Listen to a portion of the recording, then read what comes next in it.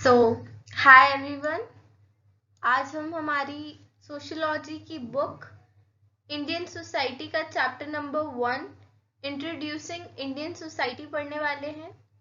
इस चैप्टर में आपको एक ब्रीफ इंट्रोडक्शन है पूरी बुक का और सोशियोलॉजी का। हम इसके अंदर सोशियोलॉजी की कुछ वो चीज़ें पढ़ेंगे जो हमने 11th में नहीं पढ़ी थी, और हम इसके अंदर प्रीव्यू देखेंगे बाकी के चैप्टर्स का, यानी 2 से लेके 7 चैप्टर तक का प्रीव्यू हम इसमें देखेंगे कि हम उन चैप्टर्स में क्या पढ़ने वाले हैं। ये चैप्टर इम्पॉर्टेंट इसलिए है क्योंकि आपको इसके अंदर कुछ ऐसी चीज़ें मतलब गिवन है जो आप अपने 6 मार्क के आंसर की लेंथ इंक्रीज करने में लिख सकते हैं। सो इसे पढ़ना इसलिए इम्पॉर्टेंट है। चलिए वीडियो स्टार्ट करते हैं, और अगर आपको ये वीडियो अच्छी लगे तो please like, comment, share and do subscribe my channel for more such videos. So let's start our video. Sociology एक ऐसा सब्जेक्ट होता है जिसमें कोई भी जीरो से स्टार्ट नहीं करता। सबके पास में कोई ना कोई प्रायर नॉलेज तो होती ही है। ये प्रायर नॉलेज वो नेचुरली या फिर ऑटोमेटिकली एक्वायर करते हैं, कोई उन्हें सिखाता नहीं है। सोसाइटी की यही प्रायर नॉलेज सोशियोलॉजी पढ़ने के लिए एक एडवांटेज भी है और एक डिसएडवांटेज भी। एडवांटेज इसलिए है क्योंकि स्टूडेंट्स को इससे डर नहीं लगता, क्योंकि वो जानते हैं सोसाइटी क्या है। और यही एक डिसएडवांटेज भी है क्योंकि आपकी प्रायर नॉलेज एक प्रॉब्लम बन जाती है सोशियोलॉजी के कॉन्सेप्ट्स लर्न करने के लिए।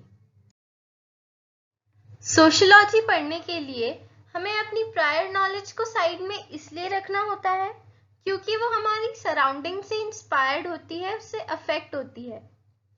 और वो जो बिलीव्स होते हैं वो पार्शियल होते हैं। पार्शियल मतलब वो व्यूज बायस्ड और इनकम्प्लीट होते हैं। सो उन्हें कंप्लीटली और अनबायस्ड वे में पढ़ने के लिए हमें सोशियोलॉजी की जरूरत पड़ती है, जिसके अंदर हमारी प्रायर नॉलेज का बिल्कुल भी यूज नहीं होता है। सोशियोलॉजी हमें कोई भी परफेक्ट सॉल्यूशन किसी भी प्रॉब्लम के रिगार्डिंग नहीं देता। सोशियोलॉजिस्ट ये मानते हैं कि ऐसा आइडियल विंटेज पॉइंट यानी परफेक्ट पॉइंट सोशियोलॉजी में एग्जिस्ट नहीं करता।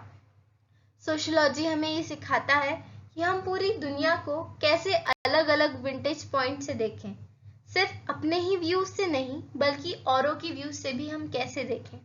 सोशियोलॉजी हमें ये सिखाता है how to look at yourself from outside, कि हम बाहर से कैसे दिखते हैं हमें कैसे पता चले। इस प्रोसेस का नाम है सेल्फ रिफ्लेक्सिविटी या फिर सिर्फ reflexivity. The ability of reflect यानी deeply think about yourself, to turn your gaze यानी अपना ध्यान वापस आप खुद की तरफ ले आए, इसे सेल्फ रिफ्लेक्सिविटी कहते हैं। सेल्फ रिफ्लेक्सिविटी मतलब सेल्फ इंट्रोस्पेक्शन, यानी आप खुद के अंदर झांक के देखें कि आपके अंदर क्या गलतियां हैं, क्या आप गलत करते हैं सोसाइटी के लिए और क्या आप सही करते हैं। ये सेल्फ इंट्रोस्पेक्शन होना बहुत इंपॉर्टेंट है। आपका ये self introspection quick to criticise, यानी आप इसके ऊपर बहुत जल्दी क्वेश्चन करने आना चाहिए आपको। अगर आपने बोला है कि मैं अच्छा हूं तो आपको अपने आप से क्वेश्चन करना चाहिए, क्या मैं अच्छा हूं, क्या है मेरे अंदर अच्छा। और जब आपको इनके आंसर्स मिल जाएं कि हाँ सही में आप वाकई अच्छे हैं, धीरे धीरे आप खुद को प्रेस करें, तो ऐसा सेल्फ इंट्रोस्पेक्शन कामयाब है और वो सही है। तो सेल्फ रिफ्लेक्सिविटी एक सेल्फ इंट्रोस्पेक्शन है, और उस सेल्फ इंट्रोस्पेक्शन की दो चीजें हैं, दो प्रायोरिटी है कि वो क्विक टू क्रिटिसाइज होना चाहिए और स्लो टू प्रेज होना चाहिए। इंडियन सोसाइटी और इसके स्ट्रक्चर्स की स्टडी अंडरस्टैंडिंग आपको हेल्प करेगी खुद को एक सोशल मैप पर लोकेट करने के लिए। एक कंपेरेबल सोशल मैप आपको ये बता सकता है कि आप सोसाइटी में कहाँ लोकेट करते हैं। सोशियोलॉजी हमें ये भी बताती है कि सोसाइटी में किस किस तरह के ग्रुप्स हैं या फिर ग्रुपिंग्स हैं और उनका एक दूसरे से क्या रिलेशनशिप है, वो हमारी लाइफ में क्या मतलब रखते हैं, हमारी खुद की लाइफ के पर्सपेक्टिव में उनका क्या मतलब है। एक अमेरिकन सोशियोलॉजिस्ट हैं सी राइट मील्स, उन्होंने ये लिखा है कि सोशियोलॉजी हमें बता सकती है, can help us to map the links and connection between personal troubles and social issue. Sociology हमें ये बता सकती है कि कैसे एक पर्सनल ट्रबल जब इकट्ठे हो के मतलब किसी ग्रुप का एक इशू बन जाता है तो कैसे वो सोशल इशू बन जाता है, ये हमें सोसाइटी बताती है, सोशियोलॉजी बताती है। Then generation gap is just a friction between old and younger generation. एक गैप माइंड सेट में होना जनरेशन गैप होता है, जो कि ओल्ड एज और यंगर एज के लोगों के बीच में अधिकतर होता है, और ये एक सोशल फिनोमिना है। और आप इसे अपना सोशियोलॉजी का project as a project topic भी ले सकते हैं। जनरेशन गैप पे आप अपना प्रोजेक्ट भी बना सकते हैं, because it's a social phenomena. So इस चैप्टर में हमें 3 सोसाइटी वाइड प्रॉब्लम्स के बारे में शॉर्ट डिस्क्रिप्शन है एक एक लाइन का। सो पहली प्रॉब्लम है कम्युनलिज्म। कम्युनलिज्म मतलब किसी की लॉयल्टी उसके खुद के एथिकल ग्रुप के प्रति, ये कम्युनलिज्म, हमने इसे और भी क्लासेस में पढ़ा है। दूसरा है एनिमोसिटी। एनिमोसिटी मतलब किसी के की स्ट्रॉन्ग फीलिंग एंगर की, जो वो किसी दूसरे के रिलीजन के ऊपर डालता है, मतलब a strong feeling of anger of one religious community towards other. एक धर्म के लोगों की angry feeling, strong angry feeling दूसरे धर्म के लिए, ये एनिमोसिटी कहलाती है। और तीसरी प्रॉब्लम है कास्टिज्म, मतलब discrimination on the basis of cast.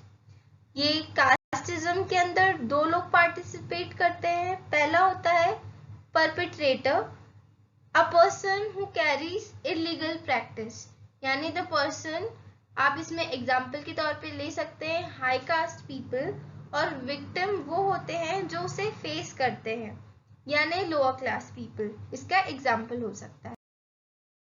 सो ये एक सोशल मैप की पिक्चर है।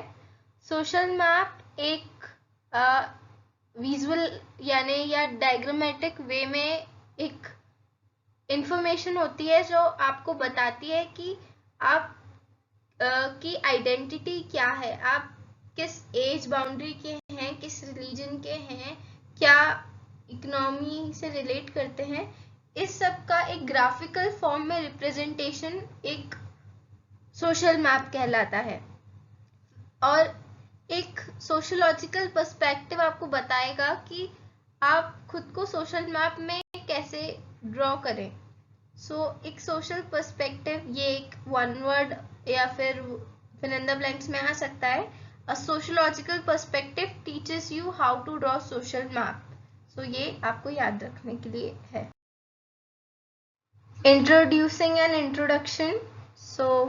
जो कॉलोनियल रूल था उसने पहली बार इंडिया को यूनिफाई किया था, एकजुट किया था, और फोर्सफुली मॉडर्नाइजेशन और कैपिटलिस्ट इकोनॉमिक चेंजेस को इन्फोर्स किया था।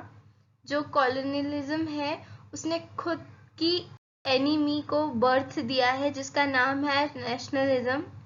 इसी नेशनलिज्म के फ्रीडम कैंपेन को लेड किया था अर्बन मिडिल क्लास ने, जो इसके मेन कैरियर थे।